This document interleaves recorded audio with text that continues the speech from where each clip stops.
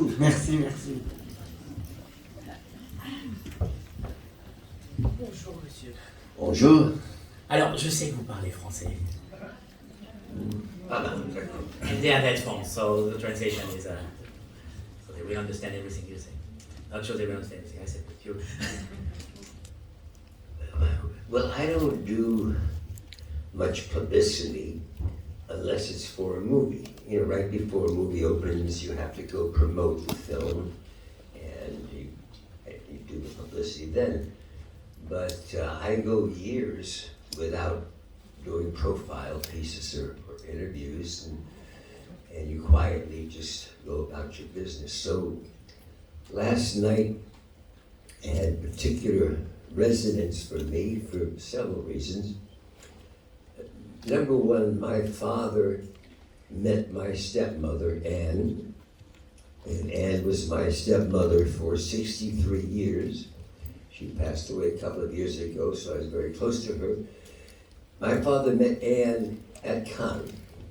Anne was, originally Belgian, but she was French, and she was a publicist, and she worked here at the festival for a man named Georges Crabin, very well-known man in public relations in France. And so he first came over here working on a movie and was assigned Anne as his representative, and then they fell in love and spent a lot of years at the festival.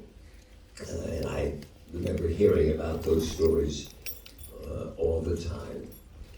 And then in my experiences, first being here in 1978, more than 40 plus years ago, with the movie Le Syndrome Chinoise, we had an extraordinary, wonderful time, and Jack Lemmon won Palme d'Or for Best Actor that year. And I was taken by the enthusiasm that the French have for cinema. The joy and the lack of jealousy between countries or American films. They just love cinema like no other country I had ever seen.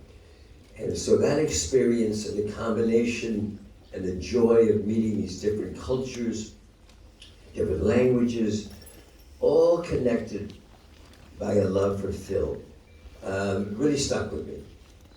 Plus the parties were pretty good. The parties were pretty darn good. And so that began my history of coming here at different times, and has encouraged me throughout my career to film around the world. So I enjoyed shooting, and I've shot in Japan, I've shot in South Africa, I've shot all over the world. And you work with film crews that you cannot speak the same language, but you understand the language of cinema. And for me, it's a bonding. It's bringing us all together and closer together.